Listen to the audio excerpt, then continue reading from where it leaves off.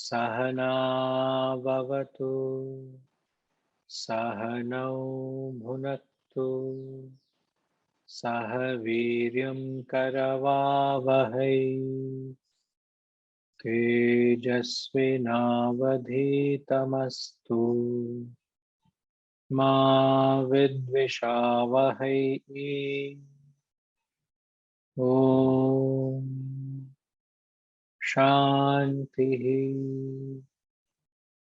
Shanti Shanti.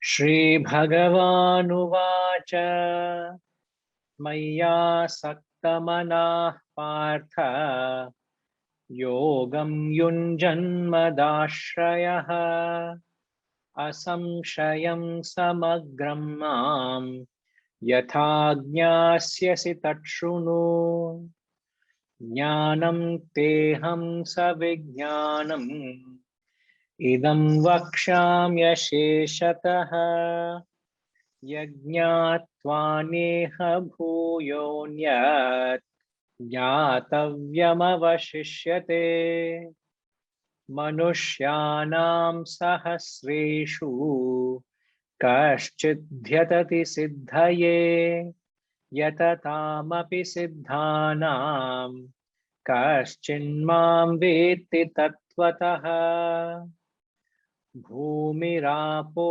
nalo vayuhu Kham mano buddhireva cha Ahankara iti yamme Bhinna prakritirashtadha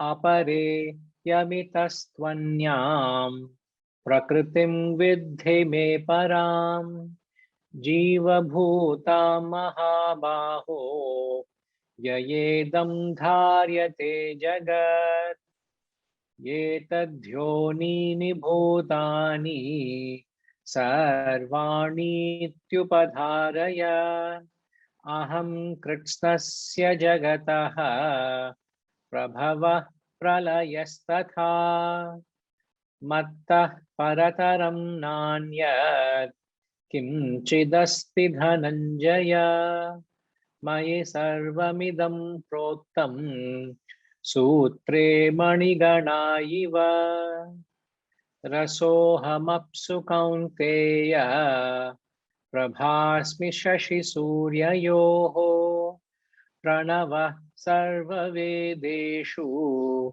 Shabdha khe paurusham rushu Unyo gandha pruthivyam cha Tejaschasmi vibhavasau Jivanam sarva bhuteshu Tapaschasmi tapasvishu Bijam mam sarva bhutanam Vedhi partha sanatanam Buddhir buddhimatamasmi Tejas tejasvinamaham.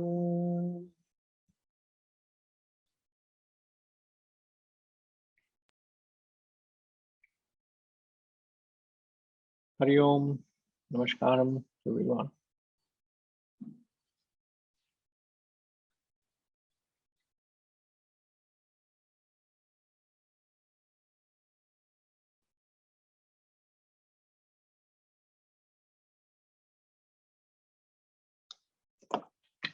So, the seventh chapter,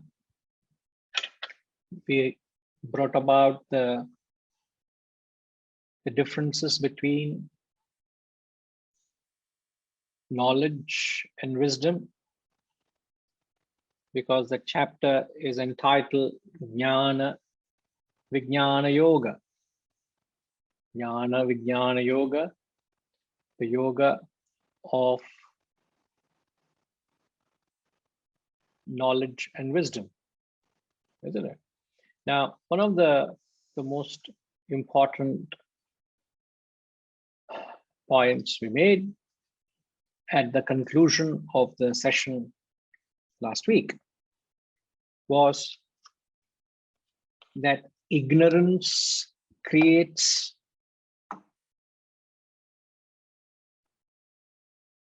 comfort, knowledge creates guilt, and wisdom creates growth.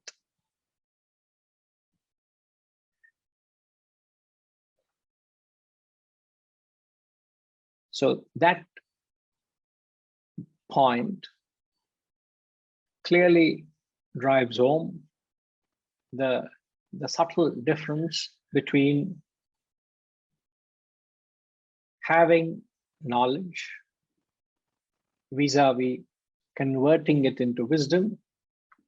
The real spiritual growth only happens when we have processed the knowledge, which when gets settled expresses as wisdom. Now, throughout our study of the Shastras, we have mentioned it, but it's worth driving home this point, that a very clear, if there is one way of measuring your level of wisdom,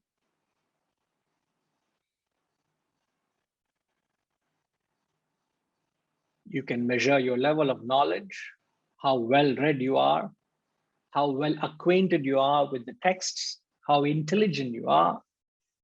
But how do you measure your level of wisdom? Because it is the level of wisdom that really tells your spiritual quotient. So how do you measure that wisdom? If there's one way, if you can tap on memory, we have told this a few times, it could give you immediate clarity to what I'm asking. What is that one quintessential way you can know and measure your wisdom?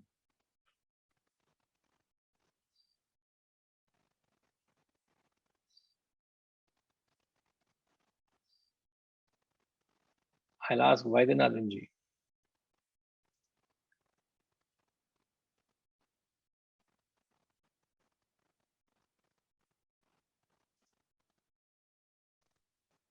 Yes. I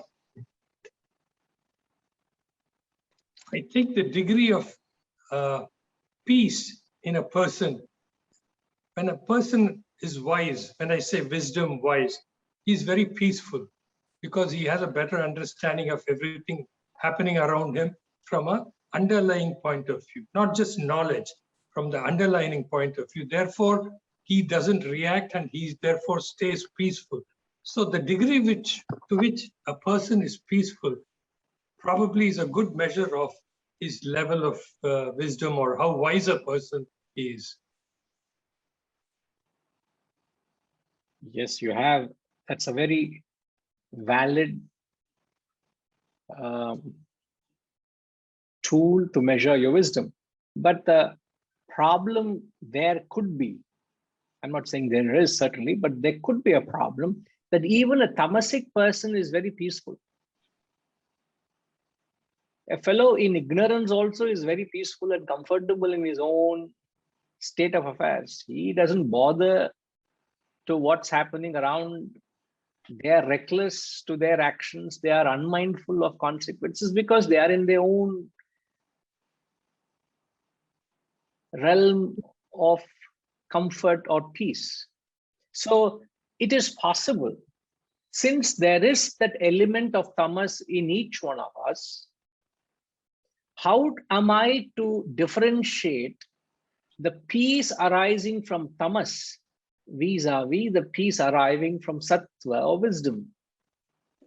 There will be a challenge I will be presented. Yes, that is very true. But I think if you have to take it all together, along with peace, the spiritual evolution, the level to which he spiritually evolved you can say that being peaceful is a necessary condition, but not a sufficient condition of being wise. Like you said, yes, you are peaceful. That's a necessary condition, whether you're tamasic or sattvic or a wise person. But beyond that, once you're peaceful, that peace, is it coming out of being totally ignorant and relaxed and ignoring everything around you? Or is it coming out of your participating in the world, your spiritual outlook growing, your love for everything around you expanding, and how spirituality wells in you? That the way I feel spirituality is, I don't think I will have self-realization as such. But when I'm progressing spiritually, that is when I love everybody, when I have good thoughts about everybody, when I want to help everybody, that means I'm spiritually progressing. I don't have to see lights when I meditate, or, somebody won't come and sit next to me and in my dreams and tell me anything. But these are the signs that when we become peaceful, when our heart is welling with love and appreciation and a desire to uplift everybody, that means God has already got into you.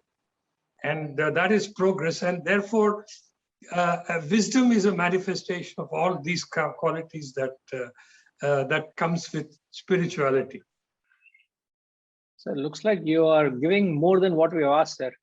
You started with peace, then you said ability to be of help, of service, loving everybody. So you're giving an entire gamut to choose from. Spirituality is all of that. Very true, very true. Yes, yes. So I wouldn't disagree at all with you. In fact, you're right. All of these could be tools, but I would still want to. I know you're looking for one more thing which I'm not giving.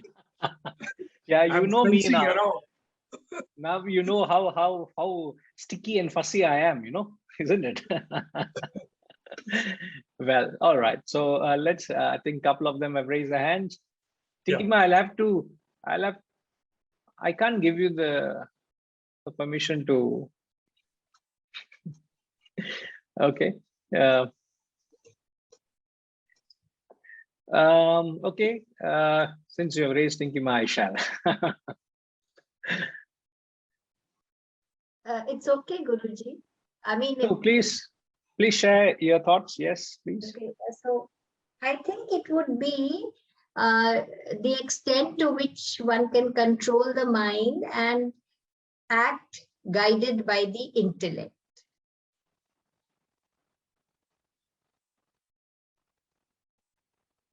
All right. Yes. I agree with you. In fact, that's what I was looking for. I knew you would know it. Perfect. Yes. Sidramanji.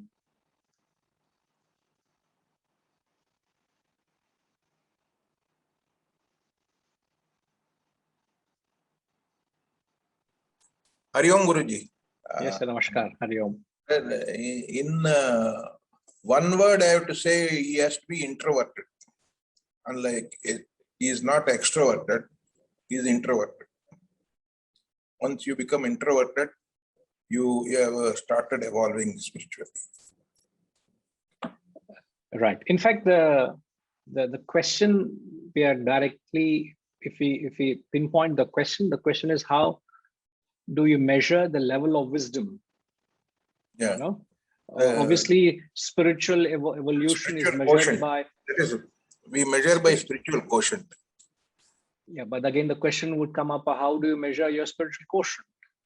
So again, we will be just playing with words. Yeah, so, self control. Correct. Right. So as Tinkima rightly said, good to have Venkatramji. Good to have you back, sir. Namaskar. So the the important point which Setuji also rightly said and Pinkima has mentioned, the best way or the quintessential way, it's not a best or right or wrong way, but the quintessential way of knowing how wise and how evolved you are spiritually is directly measured with your intellectual strength, because intellectual strength and wisdom are one and the same. And to what extent you have intellectual strength, that is again measured with your ability to control your own mind. So the various fangs of the mind, the various fang, I use the word fangs because these are the detrimental elements of the mind.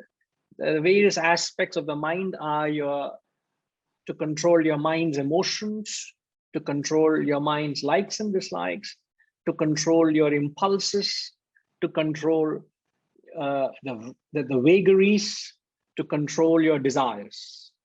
So the 5 fangs of the mind. Venkatramji, you're being put to test.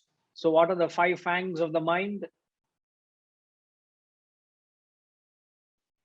Control your desires, control your vagaries, control your whims or fancies, kind of a thing. Likes and dislikes. And dislikes. Yeah. Yes. So yeah, I could just recollect 3 because it has, when you spoke. Yeah. I went through as a ziffy. Right. So the 5 things we mentioned is control your emotions, you control your impulses, control your likes and dislikes, controls your vagaries, and control your desires. So these are the various elements of the mind, and your mind presents itself as a considerable challenge to us, isn't it?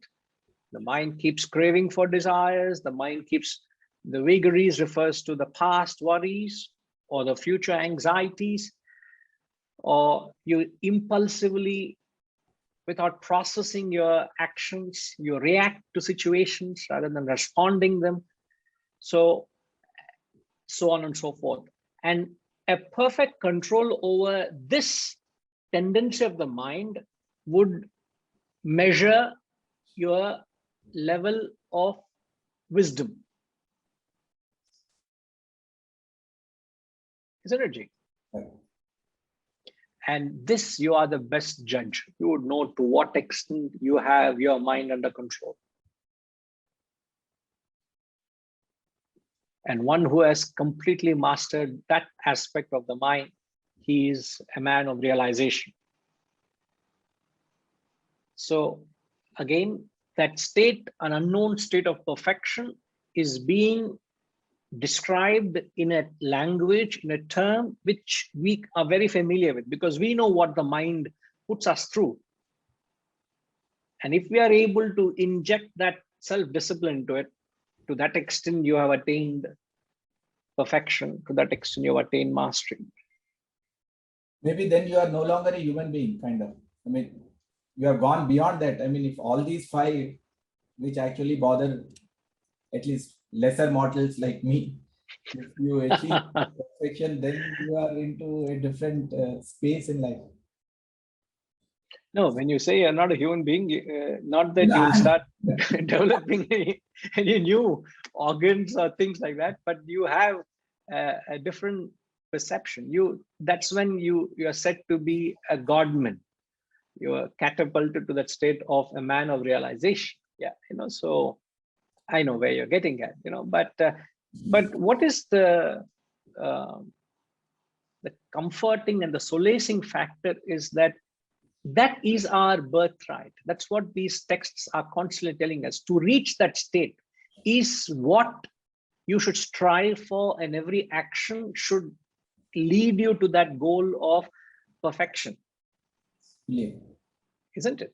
So we should not put it as a state which is beyond my capacity, or not something which is an exclusive club. Not at all.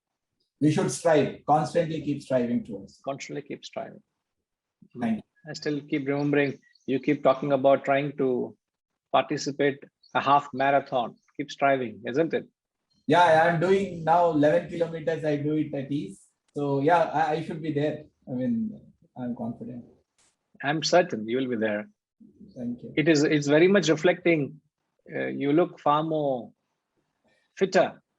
Yeah. Unless it is some camera graphics, I do not know. No camera graphics. I also do cycling. Also got inspired, but I do cycle some 30-40 kilometers over weekends.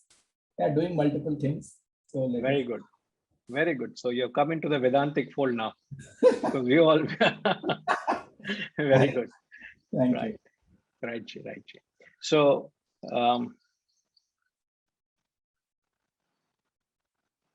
right.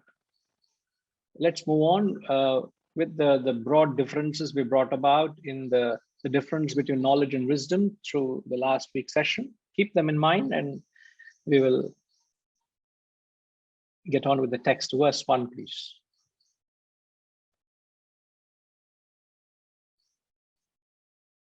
Shri Bhagavanuvacha Maya Saktamana Partha Yogam Yunjanmadashrayah Asamshayam Samagram Mam Yathajñāsyasi Tatshṛṇu. Shri Bhagavanuvacha Maya Saktamana Partha Yogam Yunjanmadashrayah Asamshayam Samagram Mam Yathajñāsyasi Tatshṛṇu. So the chapter begins with the Lord speaking. The blessed Lord said, O Partha, Arjuna, with the mind attached to me, Maya Sakta, Asakta Manaha. Asakta Manaha means your mind attached to Mayi, to me, practicing yoga, taking refuge in me. Mada Ashrayaha. Ashrayaha is to take refuge. So taking refuge in me, how you shall without doubt know me fully, that you do here. Yathajñā srishi. Tatshṛṇu. Tatshṛṇu means to hear. Hear from me. That you shall without doubt know me fully. O Partha, another name for Arjuna. Now, throughout the scriptures, throughout the texts, you find these great masters use the word me. They use the word first person singular pronoun. Yes, Katrima. So the first person singular pronoun me means the Atman, the self. But whenever they use the word come to me, in fact, Christ uses the same thing, Muhammad uses the same thing, Buddha uses the same thing. Here, Krishna, Lord Krishna says the same thing. So when they use the word mind attached to me, there is a twofold attempt. So they are catering to two different brackets of people. What are the two different brackets of people? They are catering to the devotional aspect and to the intellectual aspect. In fact,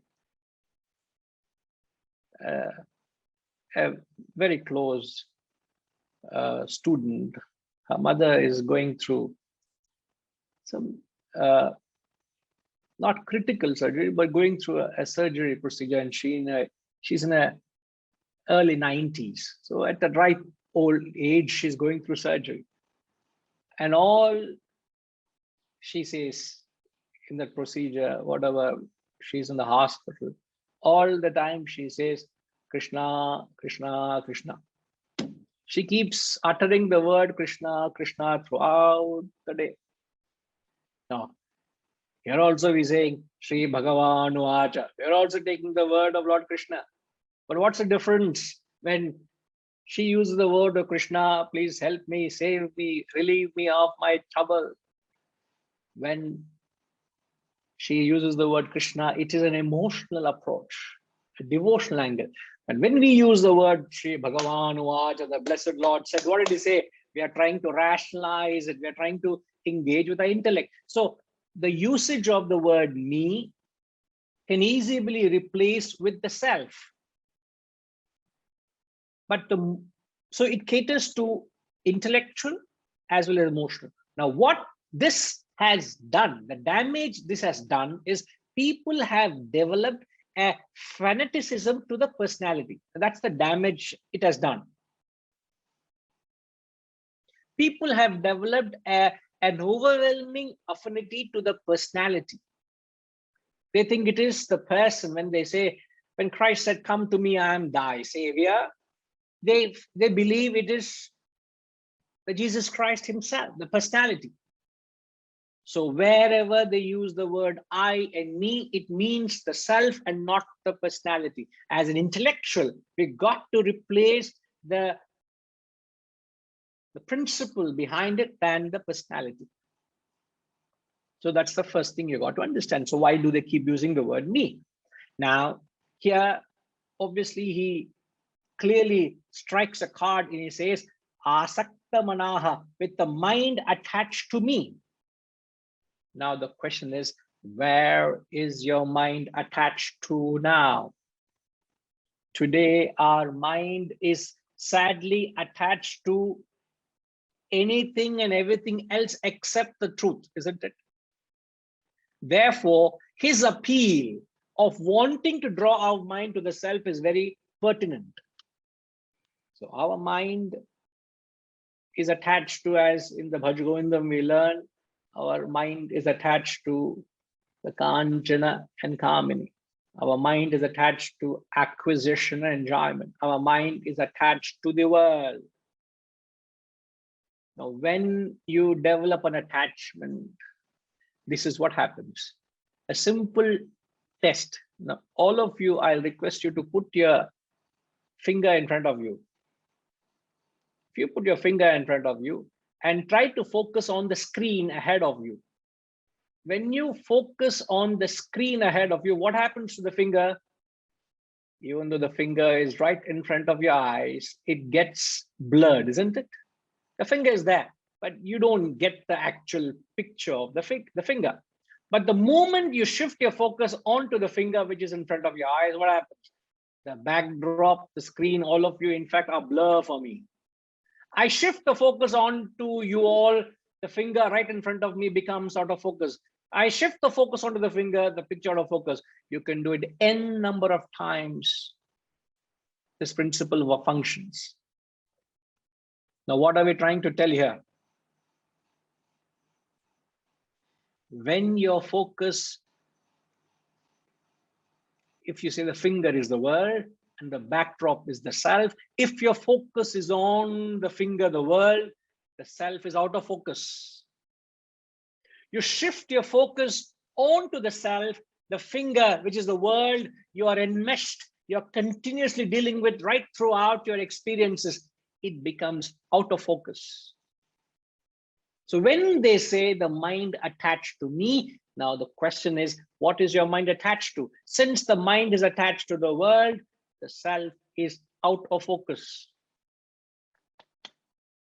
But one who has shifted his attention on to the self, to that extent, all the world and all the challenges and all the problems and all that the world puts you through instantly become out of focus. It is there, but yet it doesn't block your vision. So first he says, with your mind attached to me,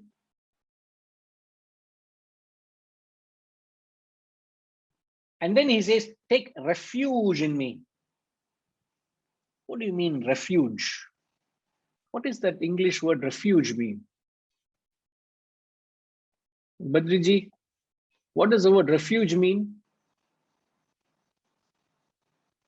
Not that you become a refugee. Is there any derivative from the same word? Is it the same word? Refugee is derived from refuge. But to answer your question, refuge means to take shelter, take protection, which means in this context, it means divert your focus into me. It means become introverted towards the self.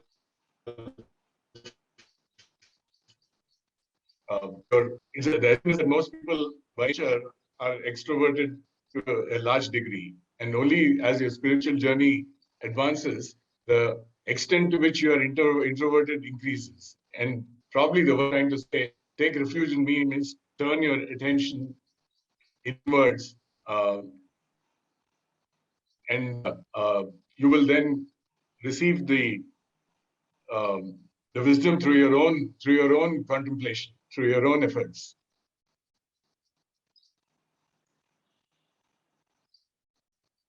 Right. So to take refuge means to turn your attention, to dedicate, to surrender, as some of them have said, rightly said, as you explained, is to shift your focus, to dedicate your efforts, to be consumed by something, isn't it? So when you, and how do you do that? How do you convert the world into God? How do you shift your focus from the world to the God? Very easy to say. Put your finger, concentrate on this, the other is blood, concentrate on the finger is blood. Example Allah is very easy. But how do you shift your focus from the world to the God?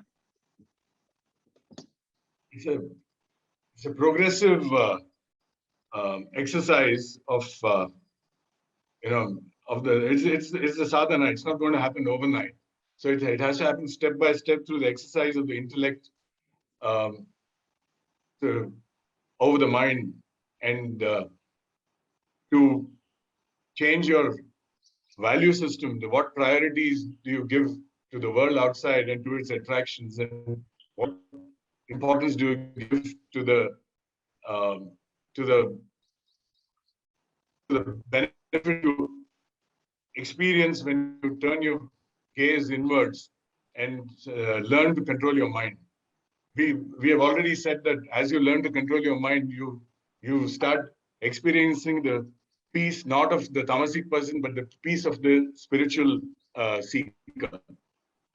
So it's something that you can feel yourself. So as you turn your gaze inwards, you will, since you get benefit, you will learn to do that more and more.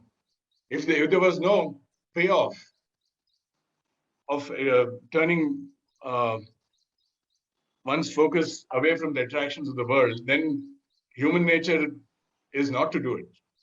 But since there is that payoff, you will do it, and therefore it's a long journey. It's not something that's going to happen overnight. As you said, it's easier said than done, but it is doable. And I think that's what you've been teaching. Right. Very perfect. Very good. So, yes, it is very much doable. It is a journey. It's not going to happen overnight. Yeah. But the verse itself actually gives us a cue, sir.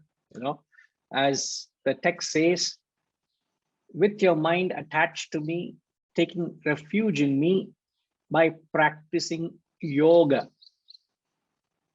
So what is practicing yoga? Is to use your, okay, now what is practicing yoga mean? See, I'm not trying to be very poetic, but I'd rather be very practical. So how can practice of yoga convert your thoughts from the world to the self?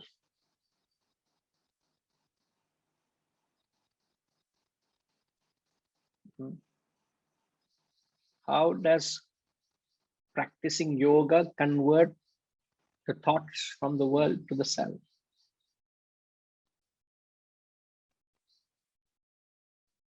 G.B. Kiragaru. Jai Gurudev. Namaskar. Hari Om, sir. Hari Om. Everything is created by God. Every item, without him, then nothing can come into the universe. When you look at the sun, the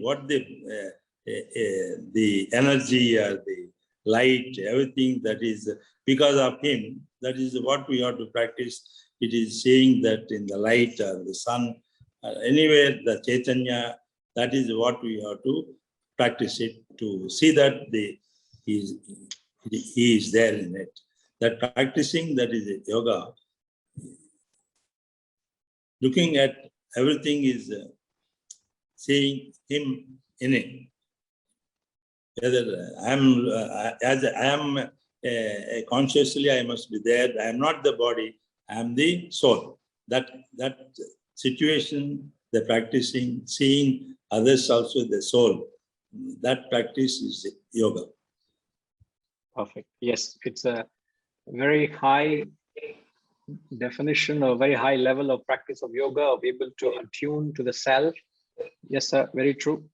We'll take further inputs. Thank you, Ji. Namaskar. Venkatam Ji.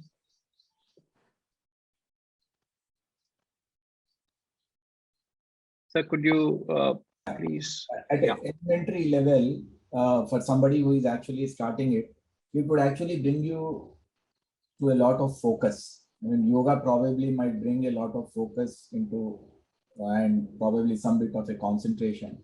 And the higher levels are the ones which, people are, so that you at least start focusing on, the thoughts at the initial point, because otherwise, mind is always very wavery and then you will have multiple things to start.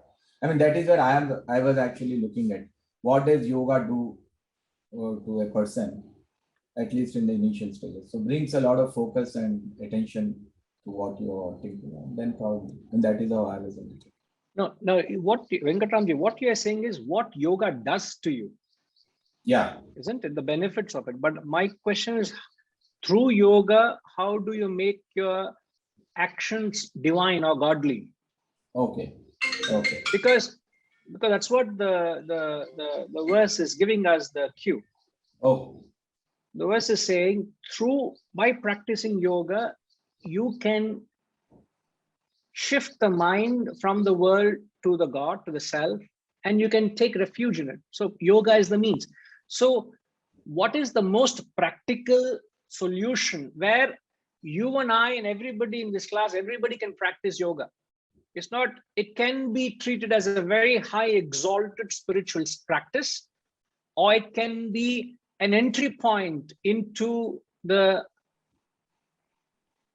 spiritual fold, where you make your actions divinely or godly. Okay. So what is the practical element to practice yoga is the question. Okay.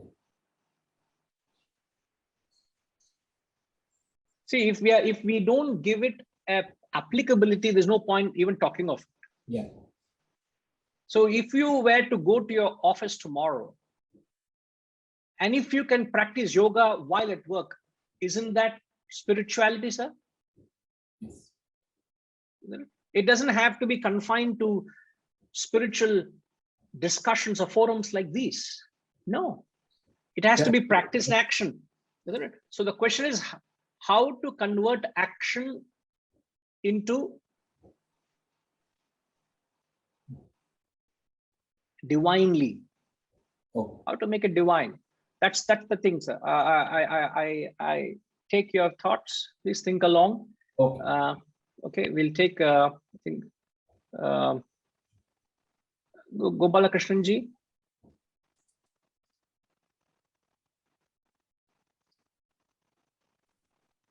Namaskar, Guruji. Namaskar, sir. Same point. Actually, I'm just a little extension of what you have been saying about practicing yoga. As I see, there are three kinds of situations we go through every day. Situation means the events. Number one is you are silent or you are reflecting on God, and you are doing meditation or puja. During that time, fixing our mind on God is one part, without diverting our thoughts into other aspects. Second part is while doing a job, you are in a work, you are in the middle of the work, you are in the middle of the discussion, you are in the middle of some writing. That is the time how we remember God, fix our mind on the God.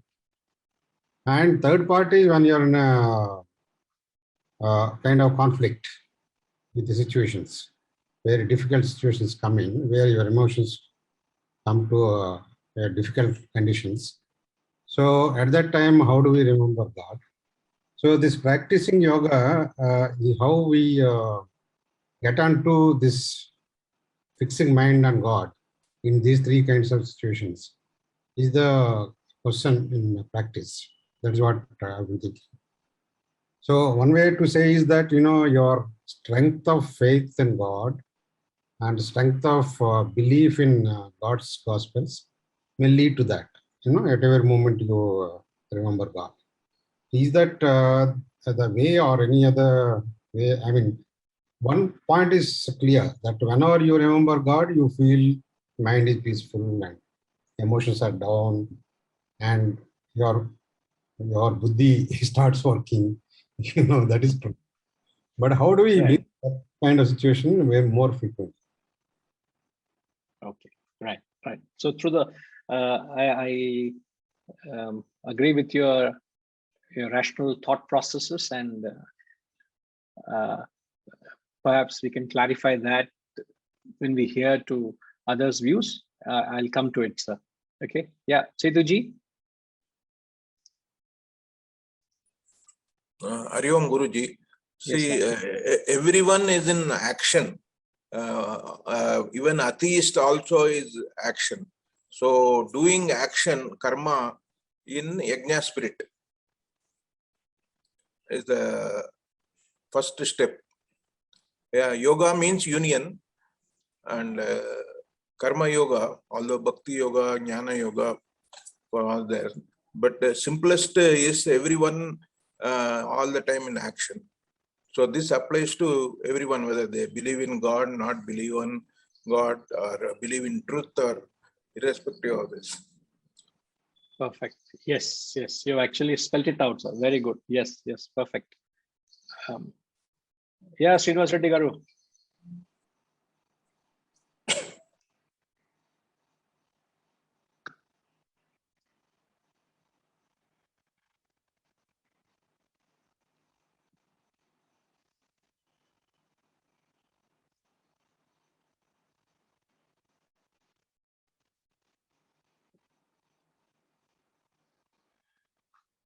I think, are you able to unmute yourself, sir?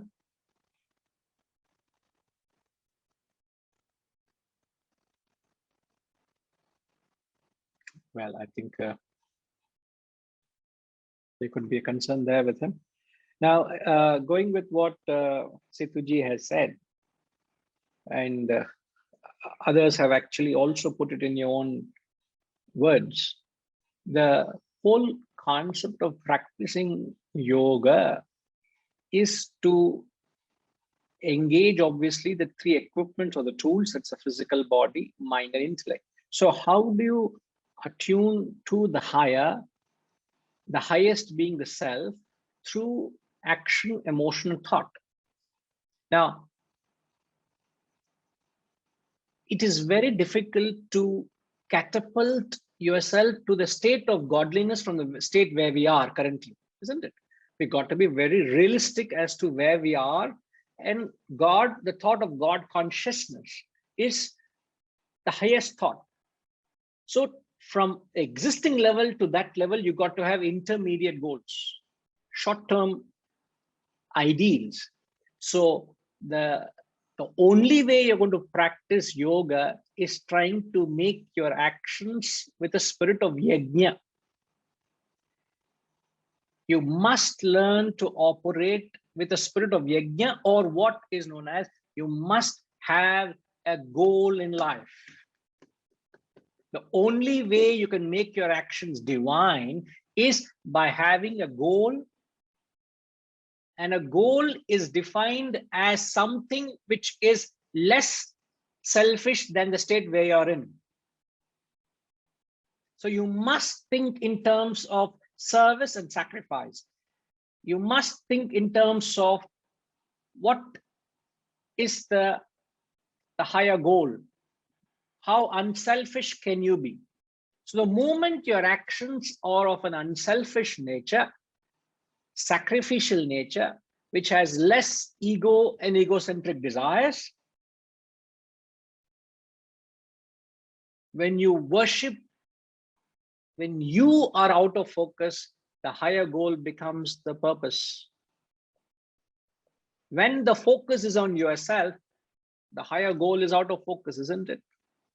Venkatramji, are you with me? When the finger is in focus, we said, Yes, Guru. when the finger is in focus, we said the backdrop is out of focus. When the backdrop is in focus, the finger is out of focus. If we say the finger is your little self, your ego, if you're constantly striving to boost and satisfy your mind's desires and demands and your egoistic needs, what would happen to the higher purpose? We will lose it. We will lose it. Now, if you want to lose your little ego and your little self, what should you do? You have to focus on the bigger purpose. Yeah, how bigger is the purpose? It can't be God. So what is the intermediate state to get to God? Forget our egos and then, try to focus. How can you get rid of the ego? How do you renounce the ego? By being unselfish. Yeah. By having a goal in life. Okay. This is the realistic step of practicing yoga. Okay. So unless and until there is a relative goal, so when every action is done, every thought is entertained with a spirit of sacrifice. So when you're acting, what is it that you're sacrificing? You're sacrificing your own egoistic purposes. You're sacrificing your selfishness. You're sacrificing your complexes. You're sacrificing your I-ness, your minus. Yes. So when all these impurities are removed from the action, what happens to the action? It becomes an unselfish kind of a thing. It starts picking up the flavor of divinity, Yeah. isn't it? So what you can do is you can only get rid of the impurities in the action. So yoga is a means of getting rid of the impurities in the action. Now, how do you get rid of the impurities? Through attuning yourself to a higher cause. And this is the most practical way of applying yoga in every walk of the way. Are you able to relate to it? So when the cause is in focus, the individual self is out of focus. Then the question comes, what is it that you are working for? That becomes the Shruti. You understand what Shruti is in Carnatic music? Okay. Shruti, yeah. Shruti is the background note, isn't it? The background note, the singer, the musician, everybody are attuned to, isn't it? Yes. So the Shruti would be the purpose you're working for. You could be working and you could work for self-purification, for self-evolution, or you can in fact conceive self-realization. Now the same action, if it is done for self-realization, that is the highest goal. So then you have the thought of the self in that action. So what is holding us back?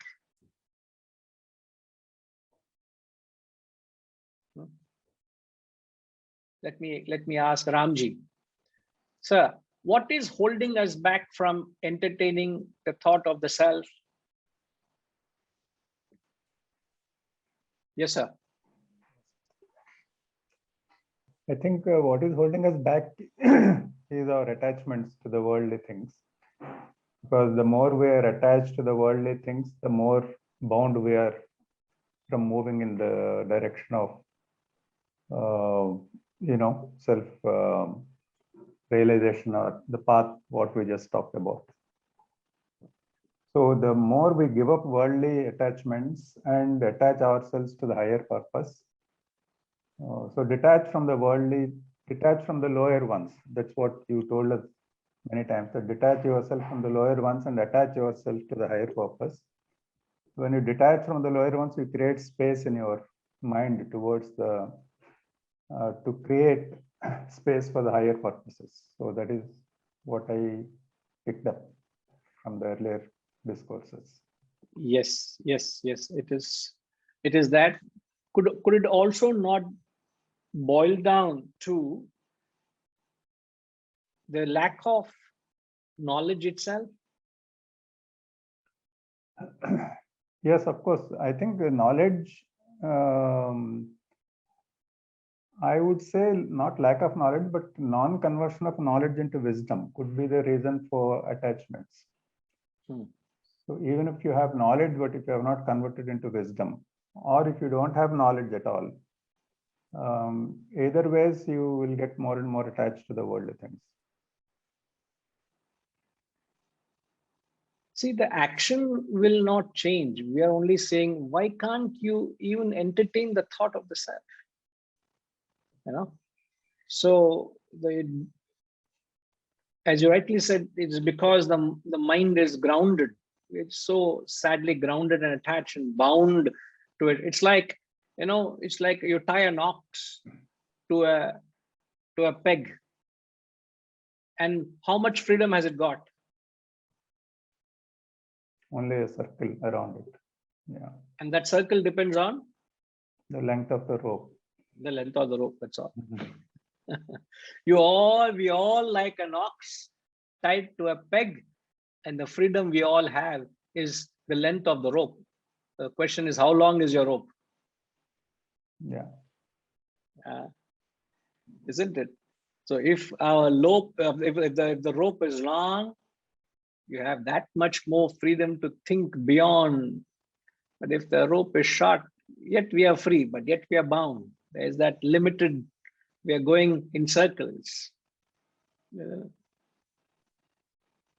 So that is that's a direct reflection. Even though we have so much of knowledge, I rightly said, the knowledge and wisdom, but we are not able to attune to it. We fail to let our thoughts fly high. We're not able to genuinely appreciate of the goal. Is because we are tied up, we are pinned up.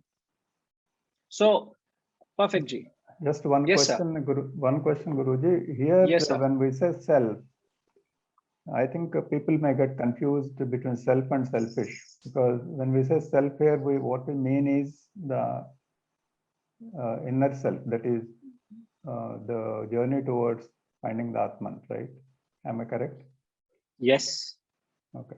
Because common man should not get confused that when we say self, it is equal to selfish. No, the self, the capital S, we often say the self is the Atman, or which is the God, you know. That's the difference, right? So it's not selfish. Yeah. Right. Tinkima, आपको कुछ पूछना था? वो बहुत पहले था.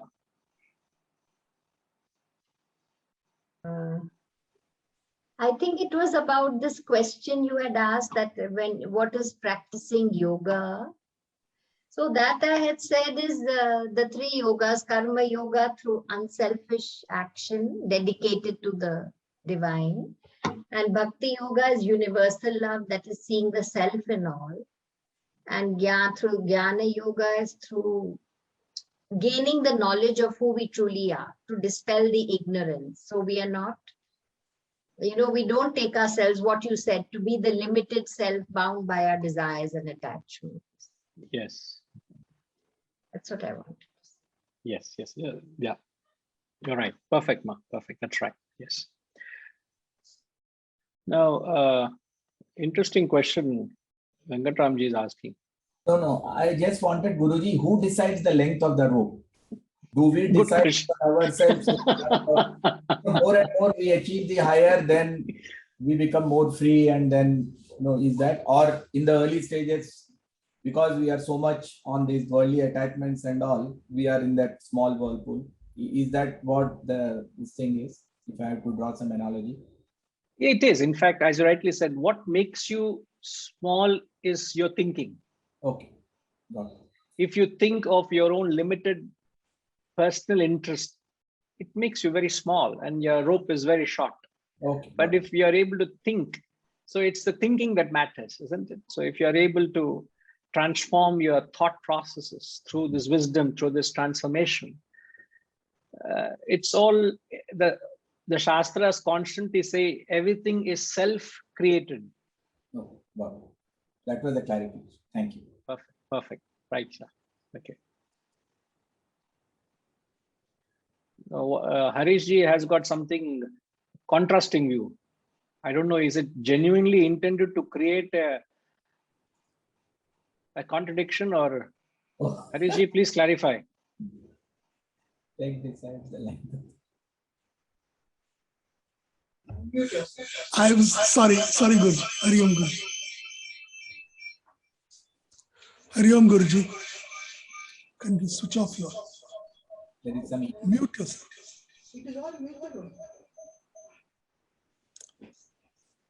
Oh. 1 minute, Guruji. Yeah, much better. Guruji, I only meant that the peg is what you are anchoring yourself to.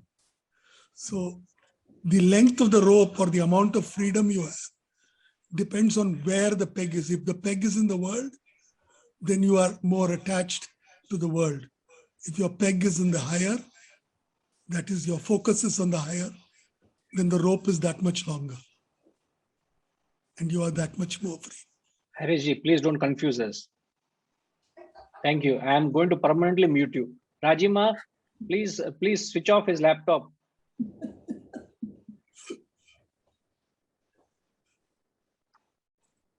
Please wipe off whatever Harish ji has said. Please erase it. Take whatever was said so far before what he said. Sorry, Harish ji. Yes, Harish ji.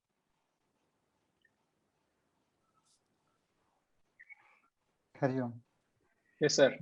Guruji, I find the most difficult thing in getting into the practicing of yoga is that we are still not convinced, or we still haven't got the conviction that turning towards the world is going to be, or has been, is, and will be futile.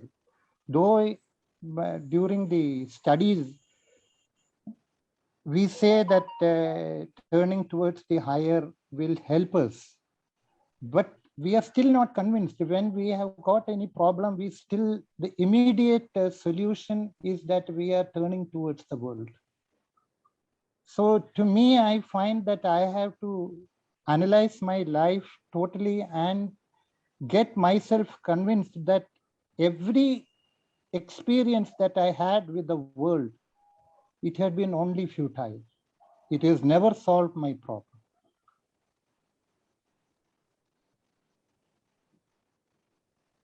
Sometimes, you know, apart from the knowledge, you need external forces to come and let go of your attachment. As Ramji said, what limits us is our own attachment to what we are doing, you know. So sometimes you need an external force or factors to inject that forced vairagya, so that you are given an environment where you are able to consolidate your wisdom or understanding. To analyze that, I have never earned anything or gained anything by turning towards the world. Every time I have done, in each and every experience, on the long term, on the long run, that I have only failed. I'm not talking about material. Right. It has never solved any of my problem, and my problem has been continuing right from my birth till date. This is the difference So between knowledge and wisdom, no?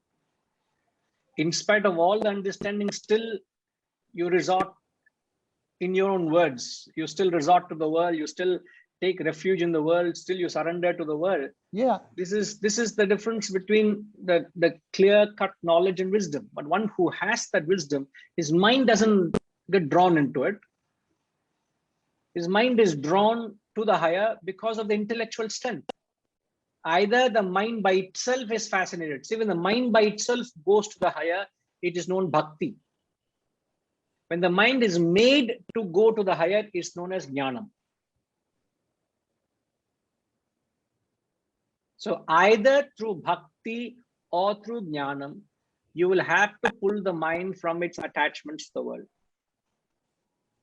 When the mind understands the futility of it and learns to appreciate something higher, that is known as bhakti yoga, sir. But in some of us, our emotions are not as strong as they should be. So it's our intellect that has to pull the mind out of it and lodge it onto something higher. That is jnanam. So you will have to adopt different methodologies to be able to attune to the higher.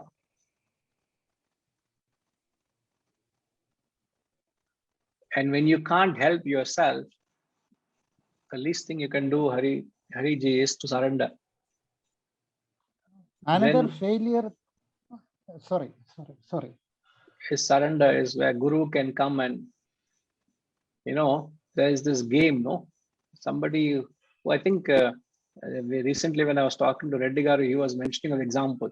In this, there is this game we all played some stage in, there's something that keeps popping out and you keep hitting.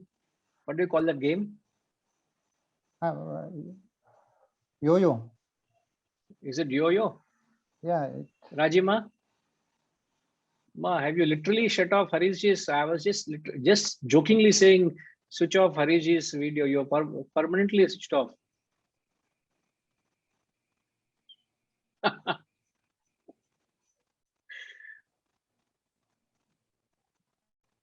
Oh, Hariji, please bring Hariji. Hariji is crying. Yo.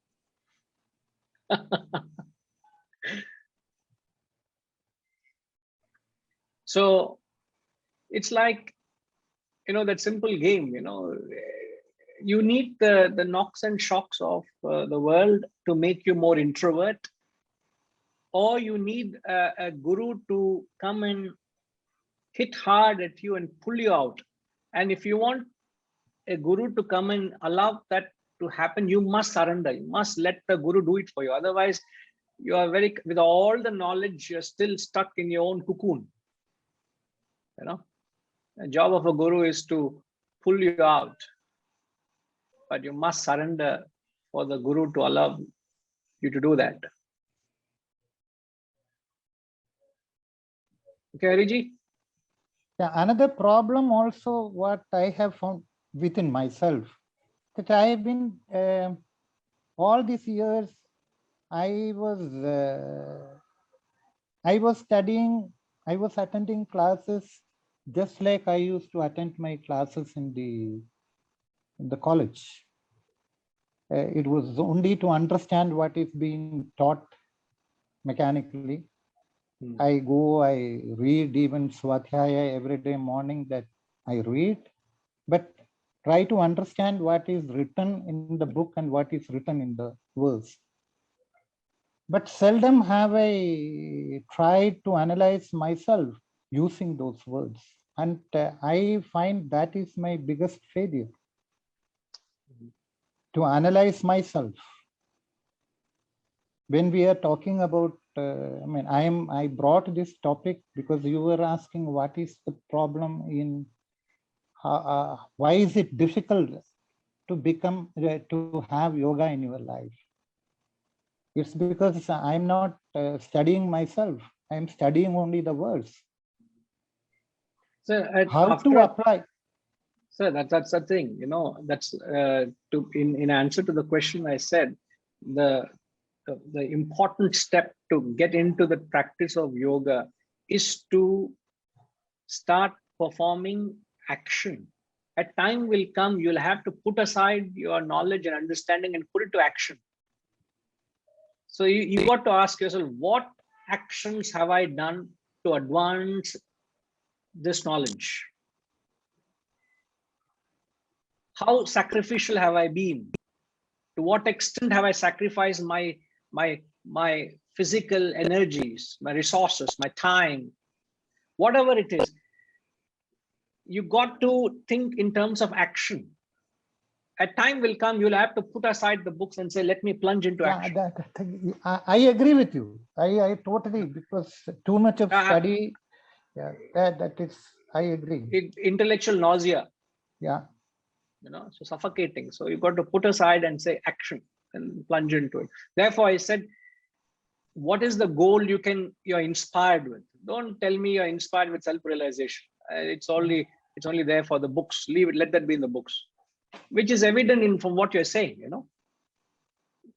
because if you are really inspired, then you live by it. There's a disparity, because I know you understand everything, but still you're not able to relate to it, because there's a missing link is you're not acting on these values. yeah. Okay, so you got to simple question, ask yourself, what is the goal you have in life? What is the goal you can identify with? How unselfish are your actions? If you're still thinking of your own world, your own small world, your own world, it's attachment. So you got to get over that. That's what is the subjective challenge each one has to be put through. Okay. Yeah. Thank you. Right. Gayatri, my next verse, please.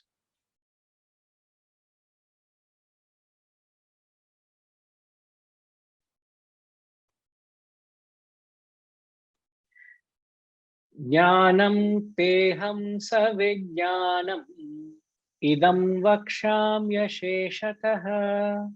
yajñātvā neha bhūyonyat jnātavyam avashishyate. Jnanam teham savijnanam idam vakshāmya sheshatah yajñātvā neha bhūyonyat jnātavyam avashishyate. Now here, the Lord almost contradicts to all what we have been studying and understanding. Here he says, I shall declare to you in full this knowledge combined with wisdom, he says. Jnanam teham savijnanam, he says. Jnanam savijnanam, with wisdom. Jnanam is knowledge, vijnanam is wisdom. So he's saying, I will give you knowledge and wisdom, which having known nothing more here remains to be known. Yajñātvā neha bhūyonyat jñātam vyamavashishyate. Nothing else is worth it. It's worthy seeking it or worthy pursuing it.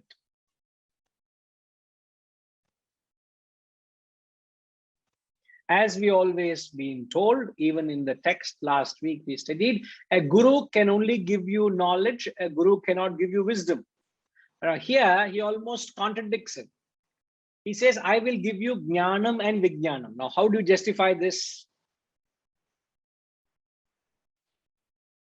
Jnanam teham savijnanam. Because throughout the text he says, Uddhared atmanatmanam. I can't do it for you. You will have to do it for yourself through your own efforts. Isn't it?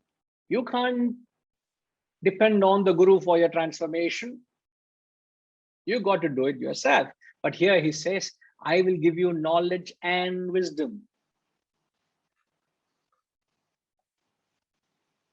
Now, what he means is the way this knowledge is going to be presented. He deals with the knowledge so thoroughly. He presents the concepts from different perspectives, from different angles. He repeats these ideas in different tones. It infuses what is known as forced reflection. By repeating the ideas from different angles, from different contexts, from different perspectives, it helps you to go through a process, what is known as forced reflection. The guru is saying, I am giving this knowledge in a way that you will be forced to reflect on these ideas. So he's saying, I am doing it for you. Because I am facilitating the process of reflection for you, I will not only give you knowledge, I will also give you wisdom. Now, what is the opposite of it? What is the extreme opposite of it? Gayatri Ma, what would be the extreme opposite of it? Extreme opposite is just to give knowledge and not give any guidance how to proceed with that wisdom. Only give knowledge and say you reflect. That's it. Example?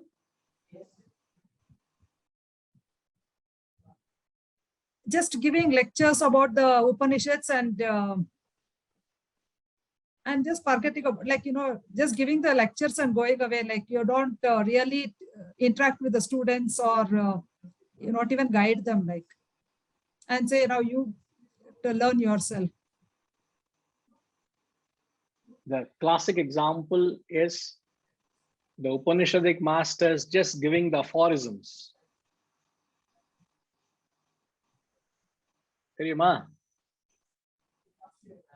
What is a Vasantama? What is an aphorism?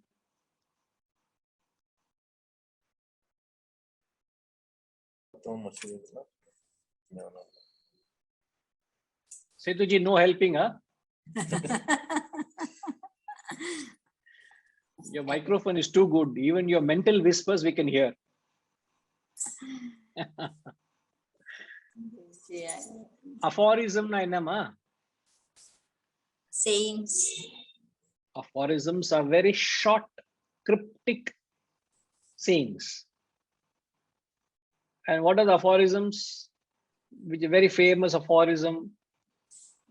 Tattvamasi, aham brahmasmi.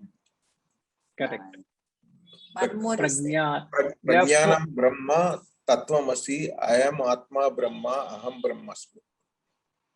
They're doing the Gayatri. They are we can say commandments, Guruji? Yes, they are the 4 commandments. The 4 commandments or the aphorisms. So the ideal state is the Guru would have given this commandment and the Shishya has to go and reflect it on his own without any advice, without any help from the Guru.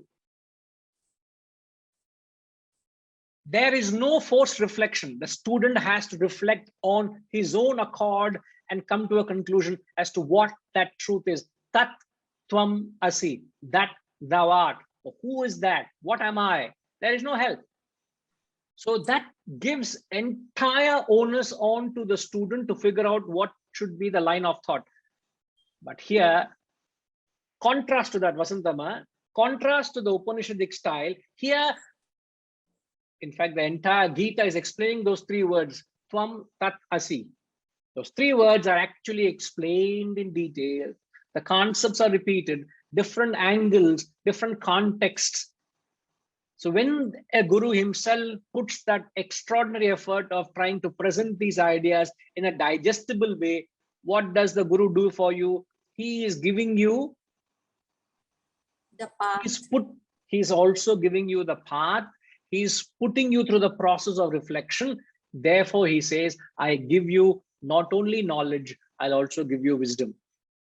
Guruji, it will be also like this. No? He is instrumental in giving us this knowledge, and he is also the karanam for us understanding that knowledge for the reflection. Enlevens, like I understood it that way. Could you, a lot of disturbance coming. Will you please repeat again? No, the reason for our reflection is also because he enables it. How does he enable it?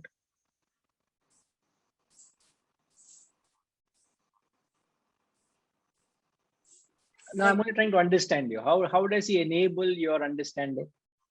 He has given us the knowledge, and he is the reason for us understanding that knowledge also. How?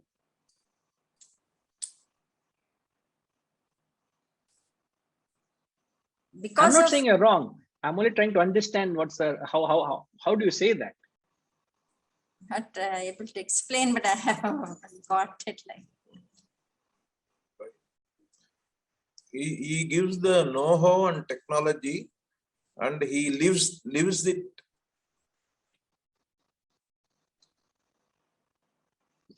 Whose thought is it? Your thought or Vasantama's thought? Chetuji, whose thought is that? My thought. Right. No, you are not wrong. The Guru here, sir, one is He to walks the talk. Yeah. No, we're taking the Guru's personality out of the equation. But here we're talking about the methodology of teaching itself. The very methodology of teaching is when the Guru helps you to think, when he facilitates the process of repetition, the process of reflection, the process of inquiry. Like how you're doing for us. Same. It is a conscious Interaction. process. Interaction has helped Correct. us. In fact, the distinct difference you'll find to this approach to vis-a-vis many other gurus who teach, they go about describing the truth.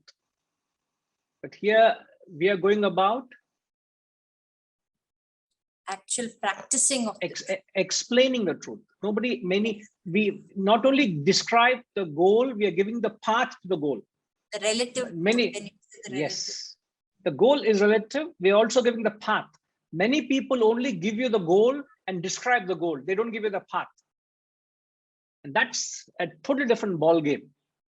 Not many do this. If you go out and look at it, not many do this. Many are very pedantic, they're very poetic. They may have great oratory skills. They may be able to attract and hold a crowd, 1,000, 2,000, 10,000 people, but they're not teaching the knowledge. Teaching the knowledge is different to giving a pravachan. Lecturing is different. It's a totally different ball game. So that is the difference. So the text itself, he says, I will approach this text in such a way that you will be left with not just information, but the process is also set into motion that I will give you vijnanam as well. So therefore, once you have this jnanam and vijnanam, there's nothing more here remains to be known. But still it remains that teacher can only give you knowledge, teacher cannot give you wisdom. It only sets the process in, isn't it? Now, just a quick mention of the differences between knowledge and wisdom. Now, knowledge is the path, the wisdom is the goal. Knowledge is the path, the wisdom is the goal. Knowledge is objective, wisdom is subjective. Knowledge is theory, wisdom is practical experience. Knowledge is tuition, wisdom is intuition. Knowledge is sight, wisdom is an insight, where you see beyond the words, in between the words. Knowledge is information. When you have wisdom, it brings about a transformation.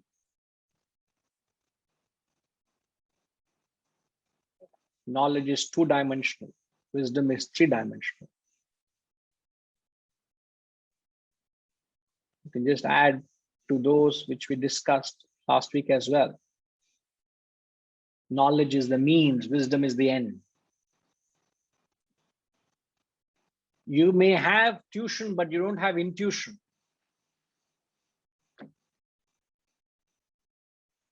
So you may find people who are not necessarily literates, but they have that inner wisdom. You do come across people, don't we? So that's the wisdom.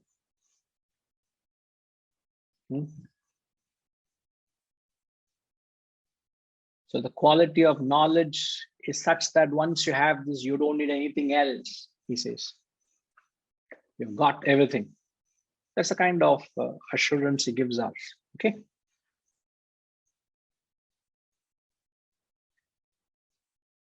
Shama, all okay?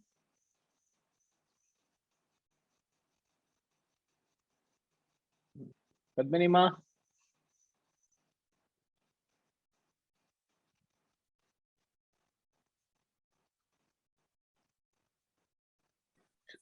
what you are doing is actual education. You are educating us. It is drawn out of us. Correct. The process of drawing out knowledge from you, what does it do? That is how we learn. Well, that's the other thing is only listening to the talk. But you ask kuti questions which make us think, and then oh, only kuti question, huh? But we can't answer it so kuti. The answer will be so sweet of you. So by drawing out knowledge from you, I am injecting wisdom into you, isn't it? So the process of education is to draw out knowledge, and the process of that dialogue, drawing out knowledge, is actually instilling wisdom. And that is the process of reflection. And that process is set into motion in the class. Each of you have to carry it out beyond the class during your own swadhyaya, your own self-study. All right, ma? So from next time, I'll try to ask not so kuti question. Only kuti questions. Only kuti questions, sorry. Yeah. Perissa vendava? No, this is actually like it, like an arrow, it goes, pierces you, and then the actual thinking happens. Even though it is kuti, it is very sharp. I hope that's it. It is meeting the intent. The objective is to make everybody think, and we may not have the answers, but it's the process that's important. Okay. Right, ma. Perfect. Thank you. So we'll leave it at this, and we'll come back next week. Om Purnamada Purnamidam Purnat Purnamudachyate Purnasya Purnamadaya Purnamevavashishyate. Om Shanti Shanti Shanti. Harihi Om. Shri Gurubhyo Namaha. Harihi Om.